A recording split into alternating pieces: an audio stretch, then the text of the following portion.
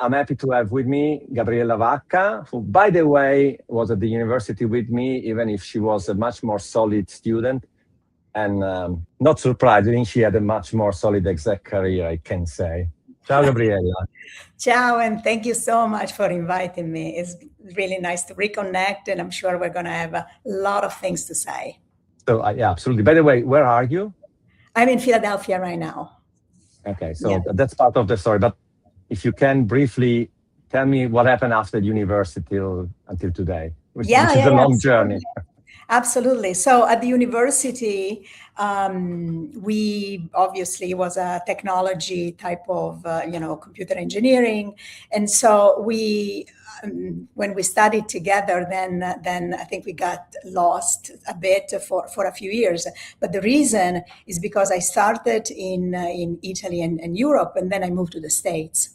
And it was back when the States deployed their first GSM type of network. They needed expertise, and so they hired me. So, of course, we moved, my husband and I moved with a couple of luggages with the idea, one year we're going to be back. The reality is that after 30 years, I'm still here with 2 children and a career always in tech, in telecommunication.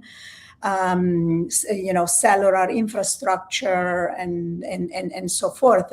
But also I took a nice detour into media because at that time, if you remember, telecom media were converging as an industry. Never understood why. Actually, I did. But the reality was that they converged because of synergies tied to technology and infrastructure. Plus trying to sell this concept of when you reach the customer or the house or the location, basically you need to have something more to say, which is typically media. And so now things are, I think, changing a bit, but we'll talk about that later if you want to. So I spent my life in Europe, Italy, Paris, then I moved to California, New York, Chicago, Philadelphia, and the last 5 years, up to July of last year, I was the CTO for Sky Italia, and I also had another role for Sky as enterprise technology. So wonderful to reconnect with some old friends and also to really reestablish a good relationship with my Italian soul, right? And my American soul.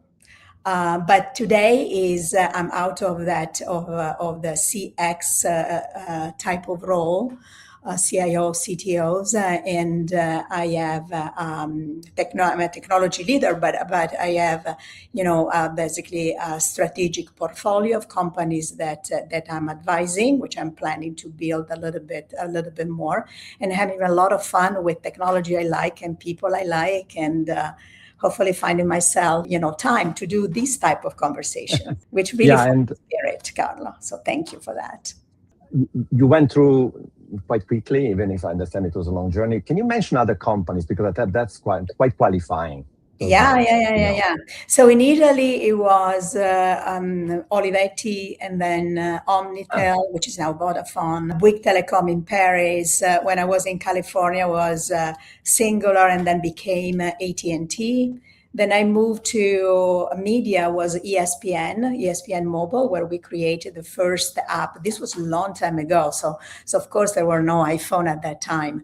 But basically we developed the first app on a mobile phone to personalize your sport experience. So you build a career on it. So you knew that at that time it was quite challenging. Yeah. Then I moved as a CIO for a startup. The name is Gogo. We put Wi-Fi on airplanes because before satellite became a thing. And then I moved to Comcast, which I stayed 10 years in Comcast. This is the reason I moved to Philly, and then Sky Europe and Sky Italia. So that's so the portfolio really is large companies, including startups. And also when I work with those larger companies like AT&T, I had a couple of years where basically I built new ventures from the ground up. The new mobile or the new, ESPN Mobile was a startup, Gogo was a startup. So I love the fact that you are immersed all in, and you either have to build from the ground up or you transform. That was really the opportunity I had working with my Italian colleagues at Sky Italia. And then another question, just again to qualify what we're talking about. I think at the peak I had, 100, 200 people working in my teams.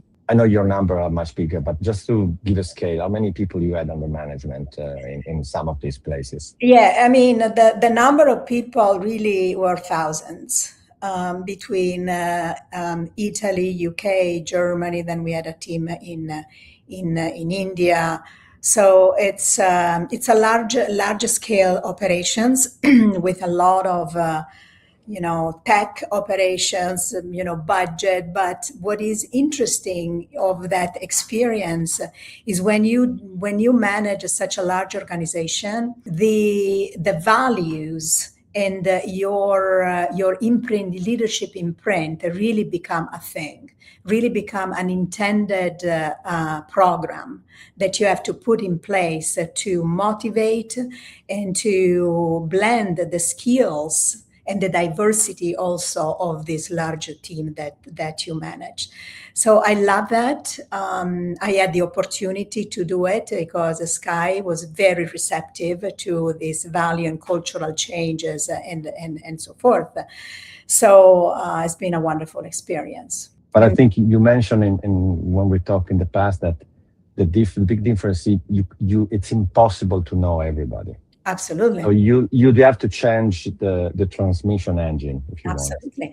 Want. So just to give a sense, it could be interesting for the people who were listening to this podcast. Once you manage, up to probably 100, 200, even 300 people, you can get to know them personally. And so it's easier for them to understand who you are, what is your motivation. Is easier to inspire your team with a why and not only with what and how, right? When you have 1,000 of people, you really have to put your attention into which values you want to transmit to the organization. And I'll give you the example of what we did in Italy, but the method is what I followed every time I got into a new venture. So I use remember technology, right? So I use the typical pyramid of operations, project delivery, and transformation. So the typical Gartner pyramid. But I enrich that pyramid with the foundational element. The foundational element were which value do we have as an organization? What is the organization we have, and how do we ensure that those principles are well connecting with all the organizations that we have, including our business stakeholders, right? So at the the lateral side of the pyramid, I had some internal KPIs, but I also had external KPIs, meaning what are some KPIs that help us blend the technology value with what the business is expecting, right? One example of the values that I put down is transparency. Now, everybody says, easier said than done. Boring, transparency. But the reality is that it's very difficult for a technology organization to be transparent, because the transparency is not, well, I'll give you access to all the report that I have. And so, no, that's too specific for the business to really understand what it means. So you need to find the right language that can resonate with your customers. The best analogy for transparency is you go to your doctor, right? You had your blood test and so on. You go to the doctor and the doctor said, okay, this is your level of glucose and and read this wonderful report. At the end of the day, day you want to know, I'm fine. Can I get better? Am I going to die? Right? Exactly. These are the type of question you have. That's what the business has with technology organization. So increasing transparency and not hiding behind a language that is highly technical and is not accessible becomes one of the value. And I mentioned this value specifically, Carlo, one last thing, because you need to stick to it. So for example, when I was actually in the States, we were dealing in a high priority and high sensitivity project. And some people in my team thought that, well, disclosing all that stuff was too much in that case. And so they were not so open about the situation that we were handling. And so we get into this meeting and I realized that something did not stick well, right? It was not clear. Some KPIs were not consistent. The business started to ask us some question. We had a couple of lawyers in the room. And so I said, okay, stop a second. Why we only communicated this part of that report and not this other one? And my team said, well, we decided not to share. I say, why? We decided at the beginning of this project to be transparent.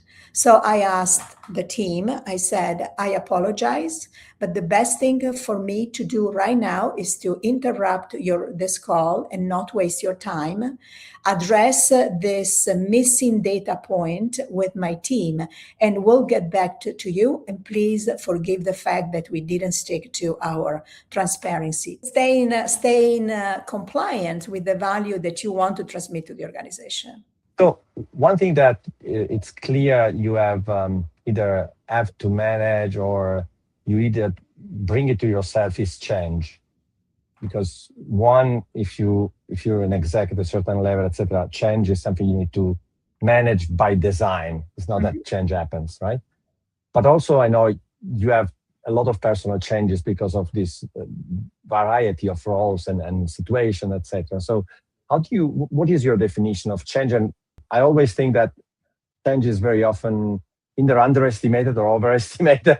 Where is the right position of change? The real change, there is a change. There are two types of change, right? Change in terms of things that happen to you. There is nothing you can do, and you just need to adapt. And that can be good or bad. But the real change that we're talking about is an intended change for either you or for the organization that you are working with. You know, in that case, a change is a bit like a jump in the unknown, meaning it's like crossing a forest. You do know that you want to cross that forest, but you are not trained into survival in the jungle and so forth. You can do three things probably.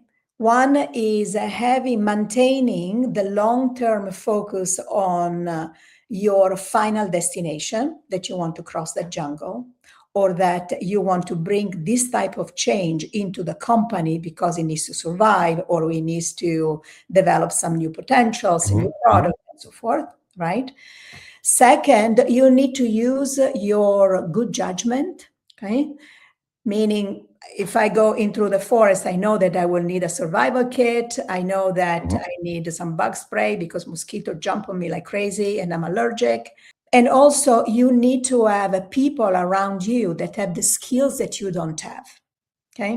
And that is a call for one, being humble, because you have never crossed the forest, but you're leading an organization.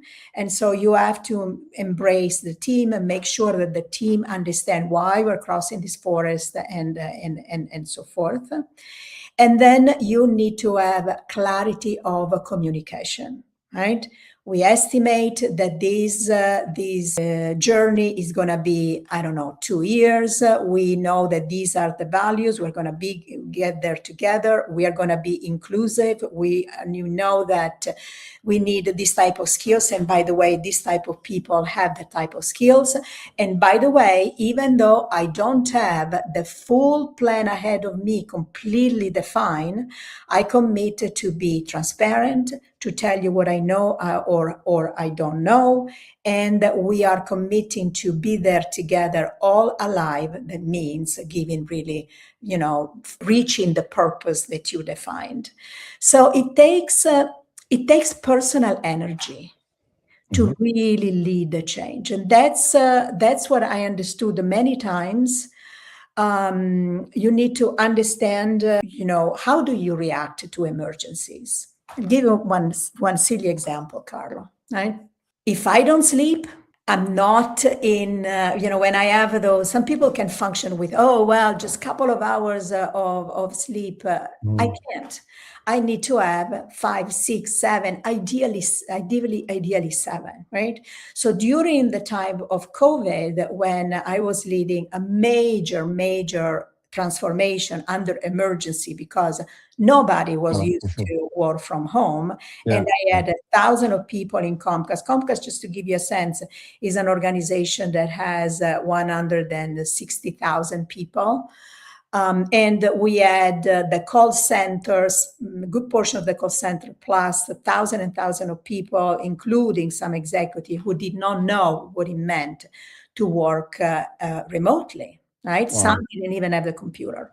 So in that case, situation of emergency, it was really good for me to know that, Gabriella, this is going to be a marathon. It's going to be three weeks at least of deep work, 24/7. You're not going to do everything by yourself because it's impossible. You're not going to function. So we are going to establish shift right away. We're going to be aware that some of those people have a family in bad situations, kids at home that they cannot go to school. Yes. And so we defined one of the first things that we did. We defined, shift for all of us. Who is going to take control if I am too tired or if I get sick? Because at that time there was a lot of unknown, right? Oh, yeah. So now this is just, this is an example, but when you manage change under crisis or not, your personal skills, as well as the discipline of what you have learned to do, all converge into a new journey. And I love why I love transformation right now, and defining the plan and talking with people in a way that becomes very easy to understand why that path is the right path for us. And I mean, this brings me to, if you want, a topic that can I describe it from being paralyzed, being courageous, and being totally irrational. So how much courage, because clearly for these kind of things, you need some kind of courage because Absolutely. You don't know, you can fail, right? So maybe if I stay where I am, I don't fail. Yes. Not today, but. So, I, first of all, I mean, part of me tends to define being,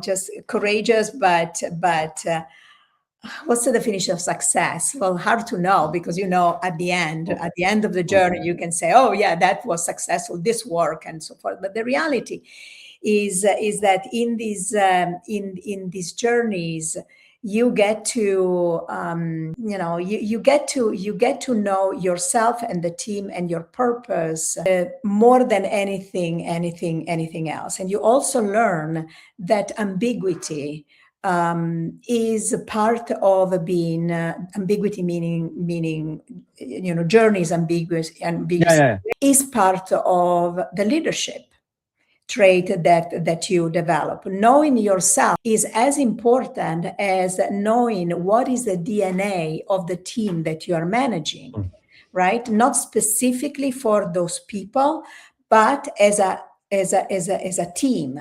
What is it that makes, for the people who work with you in the inner circle, what is that motivates you? or that you really cannot stand, right? Mhm. That's become very important into the managed change and being courageous and so forth. But I think that my secret, which was not a secret, but I didn't realize that it was important. It was I get into these things that sometimes feel bigger than me. But I know that I'm going to do my best, and I know that eventually I'm going to make it, right? Is that a self-confidence? Maybe a little bit, but even when we start, let me go back to the university now, right? Because Mhm. I remember, I love humanities. I wanted to be a social worker, but I also liked the promise of technology. So I decided to get into something that was very specific. And from the day one, I realized it was a little bit of an odd piece of furniture because a lot of people around me, I didn't know you the first year of university, right? But they were the one who loved playing video games, and they loved to disassemble computers. I mean, nerds. So I got into this group of nerds with a view that technology was going to change the life of people and make it better. That was my motivation, right? But the reason I stepped in with confidence is that I never felt alone. I said, well, you know what? I'm going to do the best I can, and I work really hard, as you know. But I'm also surrounded me with people that I knew had different skills. If I can just talk about the few exams we prepared together, Carla, right? I mean, I was the one who was hardworking, super organized, but you were the creative. You had a different perspective in seeing a problem or an opportunity and so forth. So I think that the reason we connected really well was because we had complementary skills. And if you walk into something that needs to be changed or a big challenge with the idea that, no, you're not going to be alone, you don't want to make it alone, but you can really work with people who are diverse in their own way, I think you're going to make it. And the journey is going to be wonderful, and it's going to be a life journey and not just a professional or a study type of journey. No, absolutely. So finding people with different point of views, skills or whatever, but point of views is crucial. It's crucial. Crucial. That I agree. I think I've somehow, I don't know, lately someone defined me as a sole contributor. So I love working with people, but somehow I focus too much on maybe, the content. So the content, the idea, I focus a lot on whatever, the concepts, idea, the feature, the product. Even if I love working with others, but I think I'm missing something there. Well, it's part of your journey, right? Yeah, exactly. So one other thing you're also doing recently, it's a podcast that is called The Reality of Women at Work. Yeah, yes. And I've listened to a few episodes in the last 3 days in the car, to be honest. So tell me about it. Yeah, I mean, that is, let me just start with how this came up. Right? Yeah. So first of all, I've always been a great advocate for, it's too easy to say women and gender. The reality for me is that I'm passionate about helping people find their best potential, right? For me, the best experience that I had was one time I was in an airport and I met someone who was a man who worked with me, and they say, Gabriella, he hugged me and say, it's so nice to see you, Gabriella. I still wanted to thank you for those 2-3 years we worked together, because you really helped me find a new part of me that I didn't know I had. So it's feeling your best self, right? Now, it happened that I'm a woman, and a lot of the women that I work with maybe need a little bit of help to really become their best self. And so both when I was working, but also when I stopped working, full time, a friend, someone who really knew but not very well, asked me, "Hey, I'm creating this network which is called Eve Careers, is specifically for women. Can you help us build a message for women, but not only, right? Because the principle of leadership can be." And so, and just like that, I said yes. And then I reminded myself, Gabriella, the definition of luck is readiness plus opportunity, but also in order to close the opportunity, you need to be able to say yes. So of course I was, you are a podcaster and you are in this content space. I mean, for me at the beginning it was a little intimidating to get into, a video and interviewing people. But I said, you know what?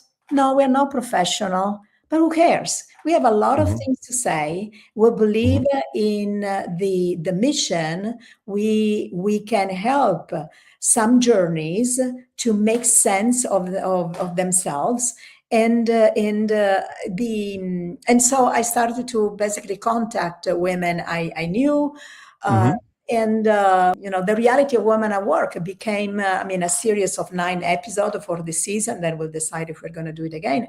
But we talked about the loneliness or the solitude, actually, of leadership. Because at the end of the day, leader needs to be committed to their company and also to the people. But sometimes you have to make difficult decisions, or the power of shaking it off, or belonging versus becoming. So a bunch of conversations that hopefully people resonate. And so the question is, it's a stupid punt, but what is the reality of women at work today? Well, the reality of women at work is changing. Is a mix of the culture of the company and their ability to really integrate with people who have skills and diverse needs in some cases, but it's also a function of how much women are able to stand by themselves and create a supporting organization that helps them really strive and succeed. And I'm glad that is, it's changing. I found wonderful men and wonderful women who really, really support each other. That's very different than 30 years ago when I started in Italy and then I moved to the States, where, again, it was hard to be an odd piece of furniture, to have an accent, to be really good at what you were doing, but how I was leading teams and business was different. The language, they didn't understand. Why you're putting so much focus on why? Just tell us what to do. No, because if you understand why, you are going to become more and more independent. And I want to be a chip in your brain. I don't want to be a line in your to-do list. And I remember the first time we met again, well, maybe one of the first time we met again, either at Sky or maybe at the IBC in Amsterdam some years ago, you used the sentence that still is with me: shrug it off. Take it off, shrug it off. What does it mean? Because I have this ambivalence. On one end, I can understand, you can say, okay, you have to work with yourself, but also saying that it has nothing to do with the environment, because we cannot change. I'm talking about the company environment, the company culture. I have a bit of ambivalence. I think people have to work on themselves. 100%, but maybe companies have to change a bit. Totally. Sorry. Totally. So this is why I said, when you ask, the reality of women at work is a function of the culture of the company, plus you and yourself, plus, right? But you also let's not talk about the culture of the companies. I had an episode with my colleague at Sky where I talk about the culture. So and how she and I, but also other people, work together to architect change in terms of, yes, at Sky. Yeah. But I wanna index now on what people can do to help this change, right? So it's important that again, I'm talking people, not just women, but they take a responsibility for what they can do. Right? When I'm mentoring people and they tell me, well, this works, this doesn't work, and so forth, I'm saying, what are you doing to change that that thing that you don't like? Well, there's nothing I can do. No. First of all, you can bring it up. You can talk in a way that is acceptable to others, not angry. Become someone who can help change, right? Instead of sitting on your chair and just waiting for something. I mean, it's like in your personal life, right? You want to assess the situation and you want to lean into changing something and make it better for the family, for the community, or whatever it is. Now, in order to do that, it's very important that the people, and a lot of women, me too. I mean, I had the same type of situation. I was overthinking things too much. I mean, something happens, and after a week or a month, I can still think about it. While I know that some of my mentors that at that time were maybe men, they would say, "Why are you still thinking about it? Shaking it off, right?" It's important to shake things off.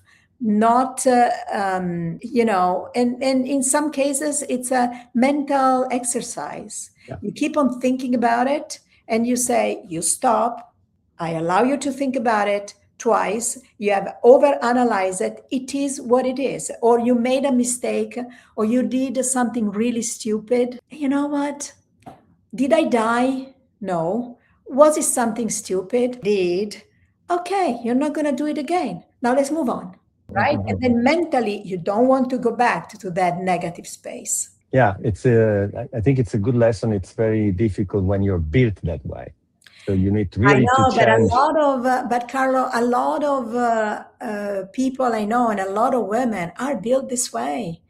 I mean, I remember, and of course your brain latches on to the negative more than the positive. And that's why when I do my reflection for the day or the week or whatever it is, and I walk and I think and say, okay, the mental discipline is 1, bad things that happen, and 3, good things. Because we need to condition our brain to look at the half full glass and not always the glass as half empty. And so just a personal note on my side, I was lucky enough to be in my, first 3-4 months in sport tech, managing a World Cup event in Austria. And I did a mistake live on TV, which again, I sent an old ranking instead of the new one because I did a small mistake, human mistake. And a lady that was leading the sponsorship side of Olivetti, by the way, told me, Carlo, you're very good. You made a mistake. Tomorrow is another day. Everything will be fine. You know it was very nice. She was a tough, really tough lady, but really tough. And I was surprised because she was so, nice to me. But I still remember to this day. And I think if you work in live sport, or you're making mistakes, or so many, and you will fix mistakes live, and you will be transparent and say, oh, I did something wrong to everybody. So maybe because I always work in live environment, there are certain things that you do not because you're a good human being, because it's the only way to do it. Transparency. If I'm in a team, in a live environment, like other example in sport can be, imagine in a sailboat during a big competition, and you don't say you made a mistake, the boat collapses and everybody's down. Absolutely. That was Carlo, that was actually one of the key learning when I moved to Sky, and I was managing, part of the organization is media, obviously. Yeah. I mean, in the issues, like in telecom, from that perspective, when the issues happen, you have already the damage is already created, right? It's real time. You are on screen. And so we changed the type of operational KPIs. So of course we manage the near misses. How many times did we get so close? Or how many times do we need to, what is the capacity of this specific network equipment? How many times did we flip to the contingent, equipment because the load was too high, or so forth.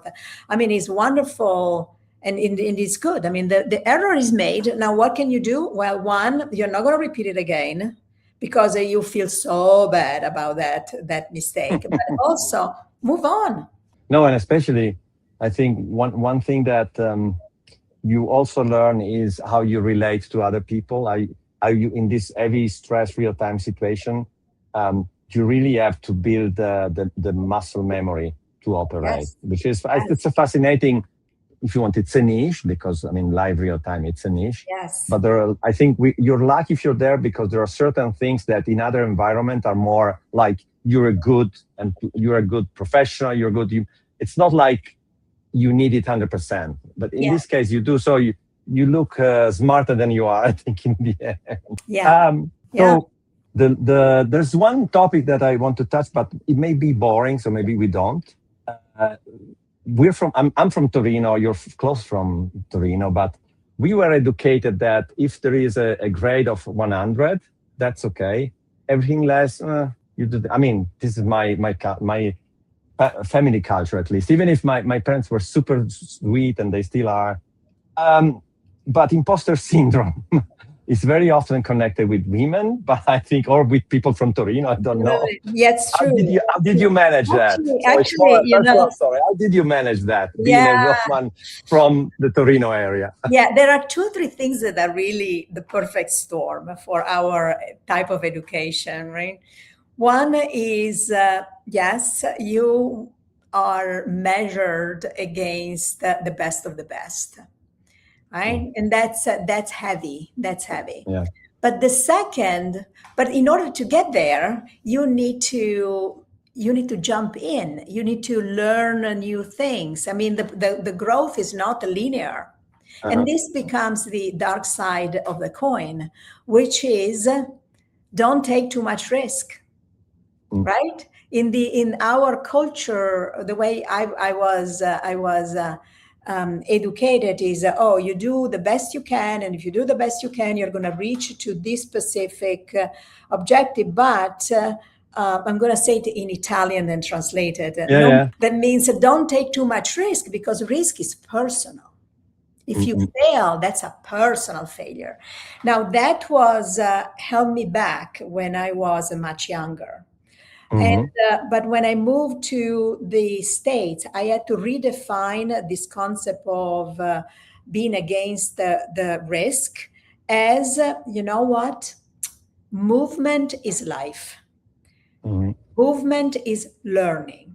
So forget about being committed and seeing only the final destination, what is in your head is success. Appreciate the journey, because through the journey you are learning, you're becoming stronger. You find some people who are worth connecting, not just from a professional, but also personal. And that's how you're learning life, and life becomes richer. So yes, do take risk, hopefully calculated risk, right? Not something that put financially on your knees, for example, because you have responsibility for your family and yourself and so forth. And then be happy with the 90%. Be happy with the 92%. And you taught me something that was important. you may not even know when you were at university. Because through your approach that was a creative, I mean, of course you need to study and looking at things from different perspective, you also help me understand the value of how much energy do I need to put into something to get to a good 80 to 100%. While for me was always, I put 100%, but then if you put 100% of the energy to get to that specific destination, automatically you leave tons of opportunity uncovered, right? And I felt that you were better than me in managing what was not only your objective, that in that case was we needed to pass the exam and with hopefully a decent grade, but you also had probably a life that was more interesting than mine at that time, right? Because you manage your energy differently. So thank you for that. You help me remember and go back in time. No, I think that's why to these days, even if when I say it, someone say, come on, you're an expert. I'm a generalist, but so not superficial generalist. I go, I think 20, 30% down in every topic where I think I'm a generalist. I don't like to be because otherwise everybody can do it. So to be original, you need to understand a bit more, but I'm not fully, so I always know that I need experts. Yes. If I have to do stuff, because I'm not, but I can talk, if you have these 20, 30%, you can talk to a lot of experts. Totally. That normally sometimes, not always respect you, because you have more than the average, management, people in management, etc. You can create more empathy. Sometimes you sit down with them and you study. They love that someone is coming to whatever security or whatever topic, that you have people that want to understand more. Yes. That's what I had a lot of fun doing that, to be honest. Yeah. I mean, I define the same for me. I define myself, I call it as a swimmer and not a diver. I mean, I can dive if I need it, but when I dive, I lose perspective on the swimming, right? And my job, more and more, actually the job of people in a senior position, more and more, is making sense of things for all the leaders in not only of the company, and help make the right decision, which is sometimes making the right technology decision may not be best for the company, because maybe that new platform comes with a lot of risk or cost, whatever it is. So the decision needs to be done at executive level with someone who can make sense of things. No, see, it's also having a certain lateral view when everybody's just looking at the problem without, Yes. Va bene, so sorry, we're talking too good about ourselves. That's not a nice. Va bene. So, what do you think is the thing that is taking your attention these days? The focus for you, where is your curiosity these days? So, right now, because I have more time, I'm learning like crazy. Not only things in tech, but I listen actively to podcasts or reading books and so forth. And I have a notebook where I put all the different elements, all the things that I like to understand a little bit better. And with AI, of course, I have my, project, which is called Learning, with all the different because that I'm very structured. So I'm learning about, gene editing, synthetic biology, latest on AI, quantum. I'm in a company called Qtonic Quantum that is doing post-quantum cryptography, readiness, and intelligence, plus a few others with startups and so forth. So I'm the reason I had decided to leave this CX type of career was because I wanted to see more.